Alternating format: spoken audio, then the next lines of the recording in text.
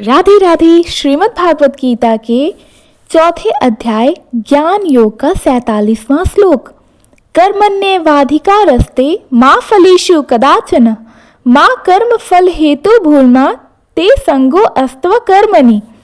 इस श्लोक का भावार्थ है कि हे अर्जुन, तेरा अधिकार केवल कर्म करने में है, फल पर कभी नहीं। तू कर्म को फल के हेतु मत बना और ना ही निष्क्रियता यानी कि कर्म त्याग में आसक्त हो। एक कहानी बहुत समय पहले की बात है। एक छोटे गांव में एक संत रहते थे। उनका एक शिष्य हर समय परेशान रहता था। गुरुदेव, मैं पूजा करता हूँ, सेवा करता हूँ, फिर भी जीवन में शांति नहीं है। सब काम करता हूँ लेकिन परिणाम नहीं मिलता।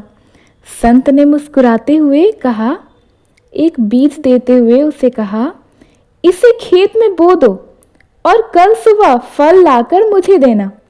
शिष्य बोला, गुरुदेव, ये तो संभव नहीं, एक दिन में फल कैसे मिलेगा? संत ने कहा, ठीक वही तुम अपने जीवन में कर रहे हो। आज के कर्म को तुम आज के फल की आशा करते हो। तुम आज कर्म करते हो और कल फल की आशा रखते हो। यही तुम्हारा दुख का कारण है। कर्म करो प्रेम पूर्वक और निष्ठा से। फल कब और कैसे मिलेगा यह ईश्वर पर छोड़ दो। धीरे धीरे वह शिष्य समझ गया। उसने पूरे मन से सेवा और साधना की, बिना किसी अपेक्षा के, और वर्षों बाद उसके जीवन में वैराग्य, आनंद और आत्मज्ञान का प्रकाश आया।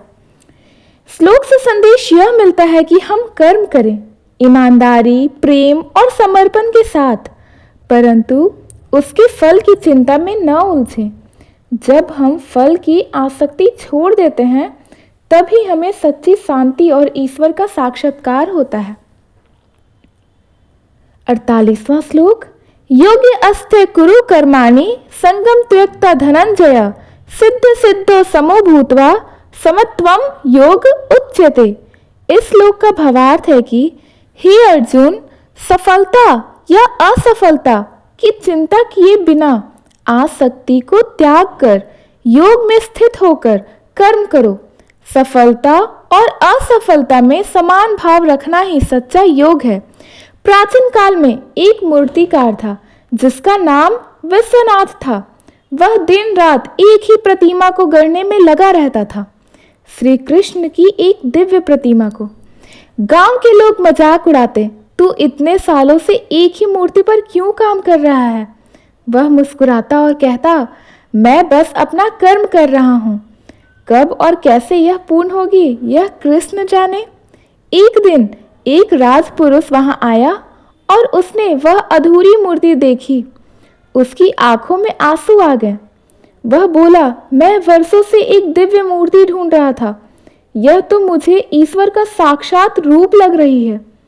मूर्ति उस समय भी अधूरी थी, लेकिन उस मूर्तिकार के समर्पण और निष्काम भाव ने उस प्रतिमा को दिव्यता से भर दिया था। राजा ने उसे राज मंदिर में स्थापित करवाया और विश्वनाथ को अपने गुरु जैसा सम्मान दिया। लेकिन विश्वनाथ आज भी उसी विनम्रता से प्रतिमा गढ़ते रहते हैं, क्योंकि उसने सिद्धि या असिद्धि की चिंता कभी की ही नहीं है। श्लोक से संदेश यह मिलता है कि जब हम निष्काम भाव से योग में स्थित होकर कर्म करते हैं, तब हमारा कर्म स्वयं पूजा बन जाता है।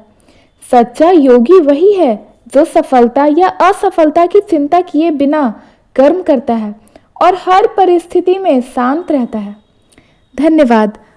अगर आपको श्लोक का अर्थ अच्छा लगा तो प्लीज़ हमारे वीडियो को लाइक करें, अपने फ्रेंड्स फैमिलीज़ के पास शेयर करें और सब्सक्राइब करना ना भूलें। धन्यवाद। राधे राधे। जय श्री कृष्ण।